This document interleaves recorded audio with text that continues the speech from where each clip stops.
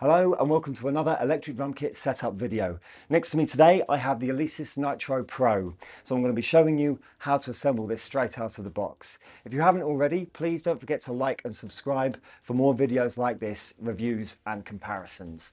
Let's get into it. So the first thing you're going to need is the trusty butter knife just to get the boxes open. First you want to grab the accessories box and put that to one side for now. Next, you want to get out the box that says drum rack, open it up and get all of their stands out. It's helpfully buried right at the bottom of the box. Just to keep it tidy, I like to put all of the plastic bags in one of the bags. So you should have the whole frame in front of you like this. So what we're going to do is we're going to put it all in the order in which we're going to build it. So the pole that has the 3 connection points is going to go up to the top left. With the 1 connection point, we're going to put there, 2 connection points there, and then 1 here. Let's just move this to the side.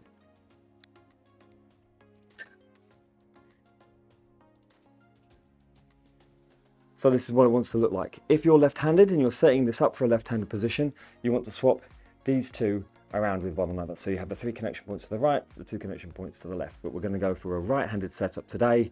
So this is what we want it to look like. Then we want to place these parts in where they need to go. So we're going to have the pole that has the 3 connection points is going to go, let's move that across, a bit more room. That's going to go up there, connecting to the topmost 2 connection points here. Then we're going to have one that connects into that connection point over there, and then we've got a 2 connection point here, so we're going to connect that one to this one with this pole with the 2 connections here, and then same again over here, going to connect that one to that one. So this is kind of how we're going to lay it out initially. The cymbal stands can still be put over to the side for one moment. So yeah, let's talk about the next bit. Next, grab your accessories box, because in here contains the Allen key that we're going to need in order to adjust these connection points. The bag you're looking for is the first bag you come across, and it's the biggest one. And in here is our drum key. Let me just fish that out. Another bag within a bag. So this is the bag that we're looking for. With your drum key is going to be 2 little screws in there, which we can put to one side for now. We are going to need that for the module in a little bit, so just keep that to one side. So with our Allen key out, we're going to use this to loosen this off in order to be able to put the pole in. In order to be able to put the pole in, obviously we need to move these connection points further along the pole. So I'm quickly going to do that now. And you do that by loosening off these wing nuts and bringing them up the pole like that. So we don't got to worry too much about where they need to be placed right now. I literally just want to set this frame up initially. I mean, I suppose you could spread them out fairly evenly, but not so key at this stage. So I've had to do a bit of playing around. And what we want is we want these wing nuts to be facing downwards when we put the pads in, but we also want the curve to be kind of curving away from us. So you may need to have a play around with it, work that out first of all. So what I've done here, if I loosen that off and bring that around the other way, same with that one and this one. See, now we've got it curving around us like this. We've got the wing nuts to the bottom, and then we've got the place where we put the pads and stand mounts into on the other side facing away from us. So this is what you want it to look like when you've got that set up. And then I'm going to fit it to these top 2 connection points on the supporting poles. Now what we need to do is I'm going to be moving these 2 connection points round so they're facing outwards, so I can then get the other 2 poles in and the other legs screwed in as well.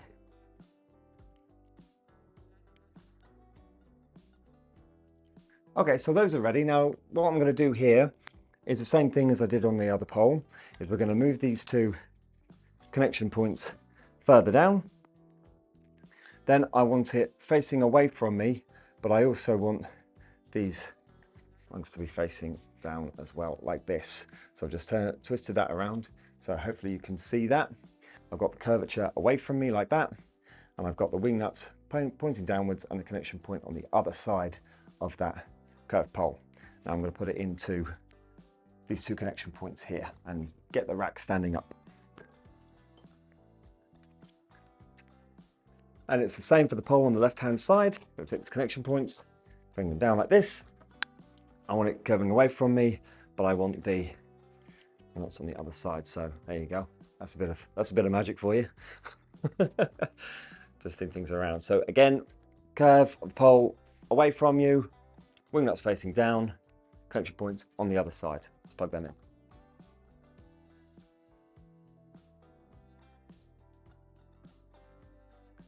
So the last part is we're going to plug in the arm that's going to support the snare drum. So you don't want to insert the bit that you can't see through. You want the bit that is hollow. That's going to go into that connection point there. Again, you want the wing nut facing downwards.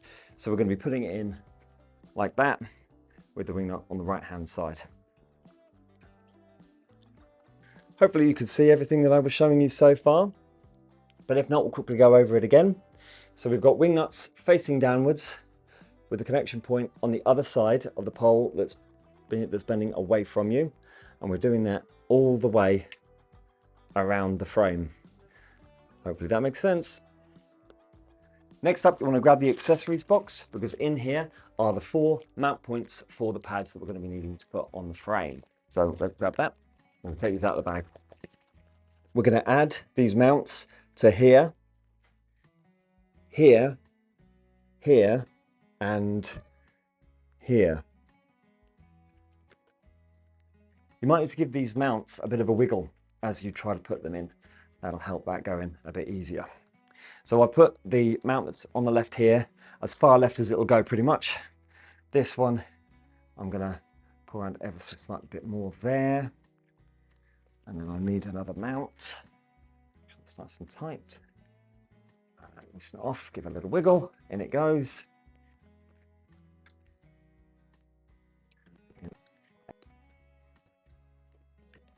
Okay, so next up, we're going to be putting the cymbal stands on. Now, from the drum rack box, you're only going to have 2. There is a third one, and it is in the accessories box, hidden away from us. So here it is. There you go, all ready to go. With each of these cymbal pads, you want to loosen the wing nuts, and you want to have the mount point facing straight up in the air. So you'll notice when you get the 3 cymbal stands out that we've got 3 different lengths. We've got long, medium, and short here. So we're going to put the long stand over here, the medium over here, and then we're going to put the short one over here. So at this point, I now differ from the instructions. I actually put the hi-hat stand on this left mount connection point and the drum kit brain on the rightmost connection point. So in the instructions, it'll tell you to do it the other way around. So my reasoning for having it to the left connection point is so that the module's tucked out of the way a little bit. It's not so easy to thwack it with a drumstick, but also by having the hi-hat stand over on the left hand side here, I feel like for me and students, it gives us a little bit more control over where that hi-hat is placed, and we're not sort of reaching so far away to hit it. So it's completely up to you. So if you're going with me, then I would fit the hi-hat to the left and then the module to the right. But if you want to follow what Alesis recommend, have the module to the left and the hi-hat to the right. Now, much like the mount points for the toms, we're going to loosen the wing nuts and we're going to fit these in. Now, it does take a little bit of a wiggle again to get these in, so do your best.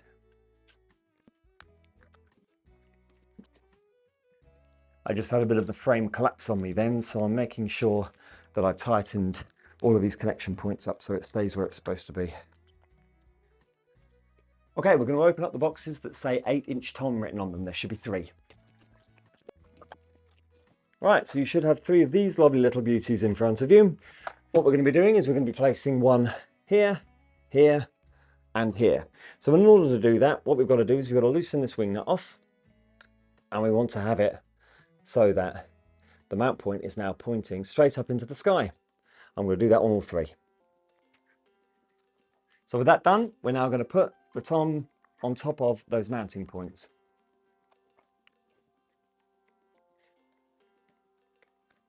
Lovely.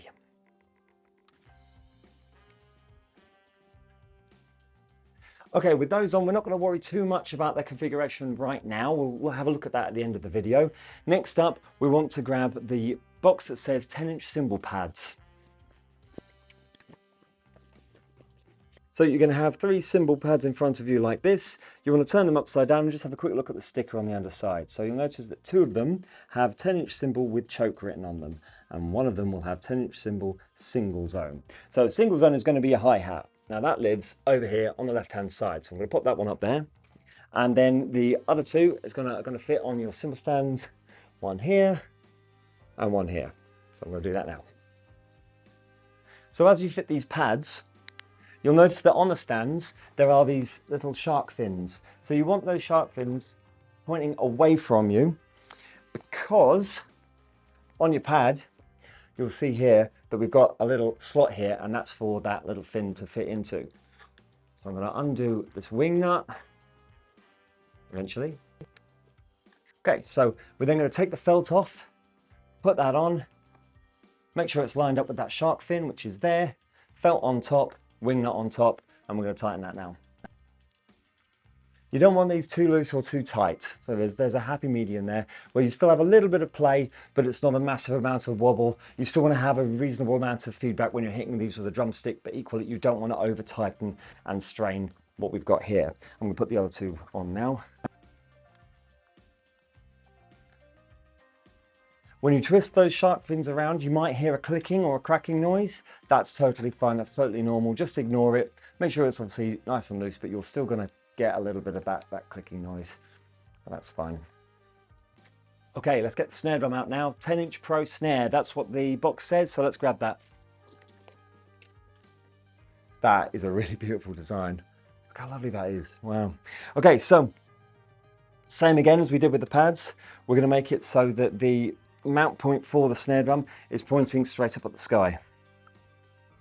And then you pop the pad on over the top. Okay, that was a bit more of a faff than I was expecting. You need to make sure that you've loosened that wing nut off quite a lot in order to be able to get it onto that mount properly. But yeah, here it is. Wow, that looks fantastic. Let's get a bit tidier. Okay, we want to grab the boxes that say kick pad and kick pedal now. Oh yeah, and the box that says hi-hat pedal. A little tip for the kick pedal box, open it up upside down, because then you can just grab and lift the bass drum tower out.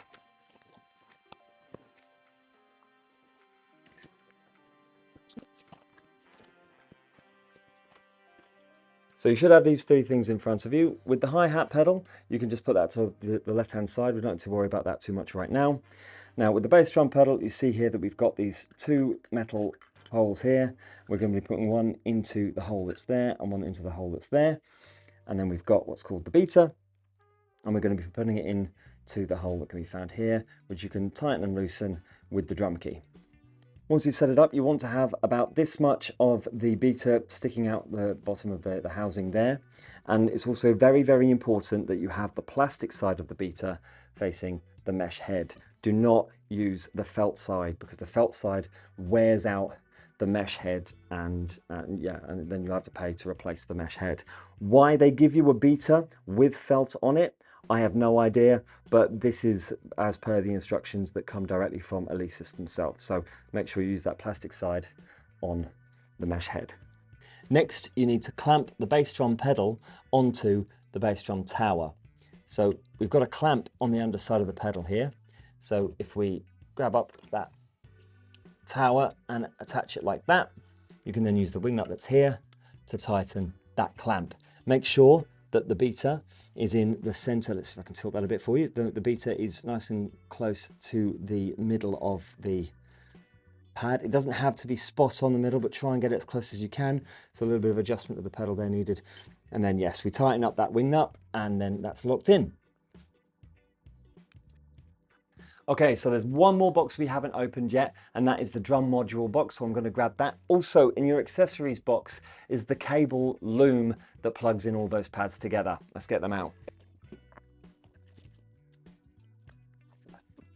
The cable loom is hidden at the bottom of the accessories box under a bit of the cardboard sleeve that's in there. Lift that cardboard sleeve out and you'll be able to get to the cable loom. In the drum module box as well, this is where you're going to find your 3-month free subscription to Drumeo that comes with this kit. Release the nightmare of cables from their cable tie. Right, this looks confusing, but don't panic because everything is labelled. So if you have a look on here, what does that say? We've got Tom 2 there, picking them at random. This one is the snare, and we've got hi-hat. Yes, okay. So just so you know where to plug everything in, this is the kick. This is hi-hat control, or HH control sometimes. This is the hi-hat. This is the snare. This is Tom 1, Tom 2, and Tom 3. And this is the crash, and this is the ride.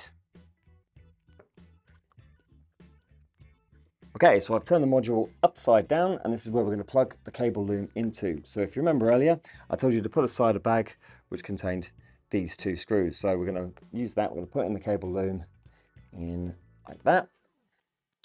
Oh, he says trying to do this one-handed. I don't think this is going to work. Oh no, he's done it. Fantastic. So we're going to do that, put it in like that, and then screw in there and there. Now I'm going to fit the drum module and plug everything in. Okay. So finding where to plug that snare drum cable in was kind of fun. It is on the underside, and you can see here it's gone into a connection point on the side there.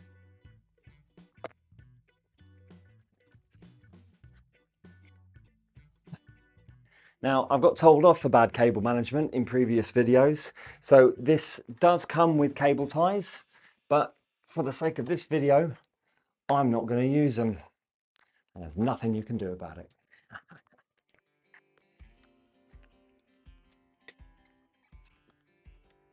So here it is, set up and ready to play. Now, when you're getting this into position, it is important to follow a few things. So number one, you want to have the pads fairly flat, but at a slight angle towards you. No extreme angles or anything crazy like that, because whereas you're playing these heads with the sticks, you might end up piercing the mesh heads and damaging them. So you want to, as you strike them, to allow the stick to bounce. You also want to keep things fairly close to you, and fairly close together, I should say, so you're not reaching long distances to hit the various pads. And also, yes, when these come, yeah, these heads are very, very loose when they first come. So using that drum key, you're going to want to go around and probably do at least, I'd say, maybe a half turn on each of these tension lugs, just to bring that up. If you do have access to another drum kit, another electric drum kit with mesh heads that's already been tuned, or an acoustic kit, you can kind of use that to help gauge how firm you want these heads to be. And yes, lastly, it's a question I get quite a lot about these modules. Yes, you do need headphones or an amplifier with a cable in order to be able to hear the kit. These kits do not have any speakers within them, so you won't just be able to plug it in and hear it straight away.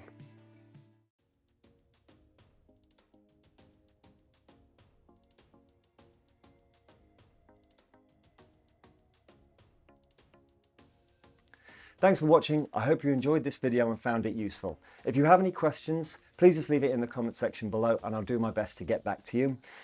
Don't forget to subscribe and like this video as well. Every subscription really, really helps us for creating more content like this. So once again, thanks very much, and I'll see you next time.